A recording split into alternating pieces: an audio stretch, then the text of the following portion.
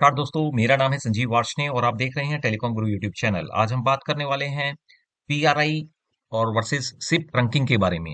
जैसा कि आप जानते हैं लेटेस्ट में जो पीआरआई जो आईएसडीएन लाइन होती है और जो सिप ट्रंकिंग लाइंस होती हैं, तो उसमें क्या डिफरेंस है और कैसे हम एनईसी सिस्टम के साथ को इंटीग्रेट कर सकते हैं और कैसे हम इसके लिए क्या प्राइम रिक्वायरमेंट होती हैं और क्या डिफरेंस है मेनली पीआरआई और सिप ट्रंक में।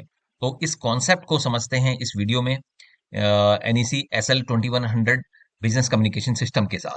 तो चलिए वीडियो को शुरू करते हैं। और इसमें सबसे पहले जैसे कि आप ट्रेडिशनल पीआरआई जो हम पीआरआई पहले यूज करते थे जो कि इट्स ए कॉपर पीआरआई। तो सबसे पहले बात करते हैं हम उस कॉपर पीआरआई की। तो ये यहाँ पर आपका आप स्क्रीन पे देख रहे हैं कि ये पीआरआई ये फिजिकल वायर कनेक्शन होता था। फिजिकल वायर कनेक्शन का मतलब कि कॉपर के थ्रू आपकी जो है PRI line from the service provider से आपकी डिजिटल पीएसटीएन लाइन आती थी और जो है जो कि 23 वॉइस चैनल्स या 30 वॉइस चैनल्स में अवेलेबल थी। तो जो अलग अलग कंट्रीज के अकॉर्डिंग 23 एंड 30 वॉइस चैनल्स। तो दैट मीन्स कि एक पीआरआई जो एक कॉपर वायर बाहर से आपकी जो सर्विस प्रोवाइडर से आती थी पीएसटीएन लाइन, तो उसमें या तो 23 चैनल्स होते थे या 30 चैनल्स होते थे। दैट मीन्स कि साइमल्टेनियसली जो है 30 person can talk simultaneously at the same time. तो 30 पर्सन ही बात कर सकते थे या 23 कर सकते थे। तो ये एक लिमिटेशन थी जो हमारी कॉपर पीआरआई थी। तो उस लिमिटेशन को यहाँ पर जो है ओवरकम किया गया है सिप पीआरआई में। तो सिप पीआरआई और इसमें जो फिजिकली अगर आपको नंबर ऑफ चैनल्स ज्यादा चाहिए होते थे, सपोज आपको number of channels 300 voice channels चाहिए, तो दैट मीन्स कि आपको जो है 10 पीआरआई की रिक्वायरमेंट होती थी पीआरआई। और इसके लिए आपको फिजिकली हमारे सिस्टम में पीआरआई कार्ड भी चाहिए होता था जो फिजिकल एक हार्डवेयर कार्ड था। तो दैट मीन्स कि आपको जो है हार्डवेयर फेलियर का चांसेस भी ज्यादा होता था। तो इस वजह से इसको रेक्टिफाई करने के लिए इसको जो है नई टेक्नोलॉजी से अपग्रेड करने के लिए जो कॉन्सेप्ट आया सिप पीआरआई का। तो SIP PRI is basically SIP का मतलब है सेशन इनिशिएशन प्रोटोकॉल। तो जो कि एक वर्चुअल कनेक्शन आईपी नेटवर्क के साथ एस्टेब्लिश करता है जो वॉइप टेक्नोलॉजी की मदद से। और इसमें जो सबसे जो मेन एडवांटेज है वो अनलिमिटेड चैनल्स, यानी आपको अगर चैनल्स रिक्वायर्ड हैं, 5 चैनल रिक्वायर्ड हैं तो 5 चैनल्स आपको सर्विस प्रोवाइडर से आप ले सकते हैं।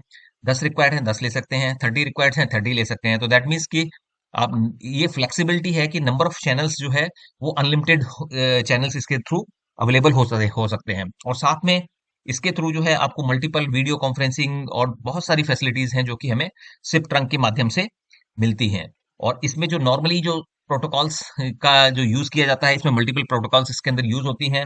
दैट इज एसडीपी यूज होती है, टीआरपी यूज होती है, टीसीपी यूज होती है एंड यूडीपी यूज होती है। तो ज्यादा डिटेल्स में न जाते हुए हम इसको एनईसी के जो कंटेक्स्ट में हम इसको इसमें डिस्कस करेंगे कि जो आईपीपीवीएक्स है उसके अंदर इसका यूज क्या है और इसको क्या इसके अंदर अपनी प्राइम रिक्वायरमेंट होती है और हमारे कैसे हम एनईसी अपने सिस्टम के साथ इसको इंटीग्रेट कर सकते हैं।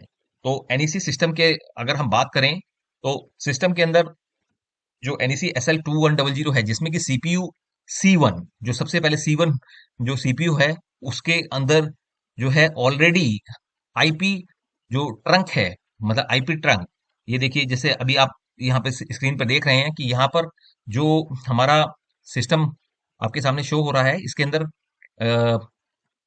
ये हमारा सीपीयू है। इस सीपीयू के अंदर क्या होता है कि 8 जो आईपी रिसोर्सेस हैं, आईपी रिसोर्सेस रिसोर्सेस का मतलब होता है कि जो आईपी कम्युनिकेशन के थ्रू जो आईपी कम्युनिकेशन है उसमें जो रिसोर्सेस हैं 8 रिसोर्सेस इनबिल्ट होते हैं हमारे सीपीयू के अंदर जो सीपीयू C1 है। तो इसमें आपको कोई हार्डवेयर की जरूरत नहीं है। सिर्फ जब भी आपको अगर सिप ट्रंक लेना है, यानी सिप ट्रंक आपने सर्विस प्रोवाइडर से लिया है, अगर 10 चैनल का सिप ट्रंक लिया है तो आप 10 चैनल सीधा लाइसेंस अपलोड करके डायरेक्टली इसको यूज कर सकते हैं बहुत ही इजीली। तो दैट मीन्स कि इसके लिए आपको ना ही पीआरआई कार्ड लगाने की जरूरत है, केवल सिप ट्रंक का लाइसेंस आप पेन सिप ट्रंक का इसमें डालें और आपका जो है ये फ्रॉम द फर्स्ट डे ये रेडी हो जाएगा। That will be licence is chargeable. तो जो जितनी भी सिप ट्रंक आपको रिक्वायर्ड है उसके अकॉर्डिंग आप कर सकते हैं। यहाँ पर आप बात करेंगे कि जो हमारा अगर हमारे को चैनल्स 8 से ज्यादा चाहिए, दैट मीन्स कि 8 चैनल्स अगर सिप ट्रंक में वो 8 चैनल्स आपको जो है रिक्वायर्ड हैं आईपी रिसोर्सेस, तो कोई प्रॉब्लम नहीं है। और अगर 8 से ज्यादा आपको आईपी रिसोर्सेस चाहिए, यानी आपका अगर सिस्टम आपका बिग कॉन्फ़िगरेशन में चल रहा है, तो उस केस में आपको रिसोर्सेज बढ़ाने की जरूरत पड़ती है। तो उसके लिए फिर आपको जो सीपीयू है, सीपीयू के ऊपर ही हमारा वॉइप डीबी कार्ड लगता है। तो वॉइप डीबी कार्ड जैसे ही आप सिस्टम में लगाएंगे तो हमारे 8 आईपी रिसोर्सेज और इंक्रीज हो जाएंगे। दैट मीन्स कि हमारे जो रिसोर्सेज थे वो 8 की जगह 16 हो जाएंगे। तो 16 रिसोर्सेज हमारे उसमें टोटली इस समय अवेलेबल हो जाएंगे।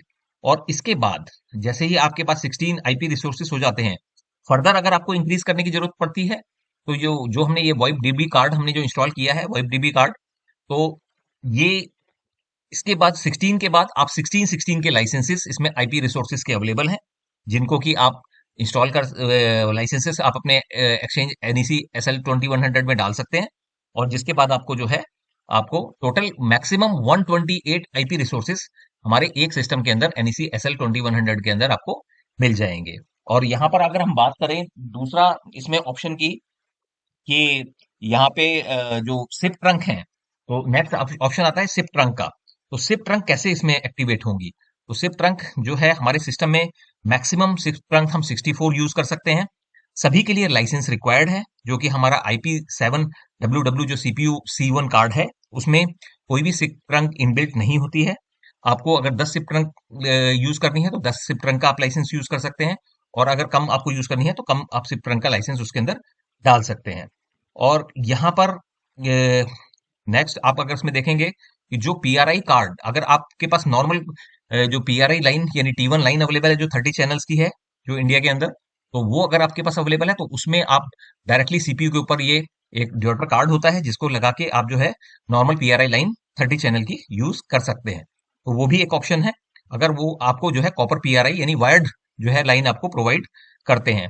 तो इसमें एक एडवांटेज ये रहता है वायर्ड में कि भी आपको इसका डिपेंडेंसी जो है इंटरनेट के ऊपर नहीं होती है। दैट मीन्स कि आपको अगर इनकेस आपका इंटरनेट वर्क नहीं कर रहा है तो उस केस में भी आपका ये काम करेगा। लेकिन सिप ट्रंकिंग के अंदर आपका जो है सारा डिपेंडेंट है इंटरनेट के ऊपर, यानी इंटरनेट आपका बैंडविड्थ आपकी प्रॉपर होनी चाहिए, तभी आपकी जो है लाइंस वगैरह प्रॉपर वर्क करेंगी। तो इस तरीके से ये डिफरेंस है दोनों में। SL2100 के अंदर सिर्फ आपको जो है आईपी रिसोर्सेस 8 इनबिल्ट हैं, और अगर आपको इसके अंदर लाइसेंसेस मींस आपको सिप ट्रंक के सिर्फ लाइसेंसेस आपको डालने हैं, और जितने सिप ट्रंक के लाइसेंस डालेंगे आप उतना सिप ट्रंक आपकी इसमें एक्टिवेट हो जाएंगी। तो अगर आपको हमारा ये वीडियो पसंद आया हो तो आप हमारे वीडियो को लाइक कीजिएगा, चैनल को सब्सक्राइब कीजिएगा and press the bell icon. अगर आप इसके से रिलेटेड कोई और इन्फॉर्मेशन जानना चाहते हैं तो आप हमें कांटेक्ट कर सकते हैं। डिस्क्रिप्शन बॉक्स में नंबर्स मेंशन किए गए हैं, अगर आपको कोई भी प्रोडक्ट की रिक्वायरमेंट है तो भी आप हमसे कांटेक्ट कर सकते हैं। Thank you.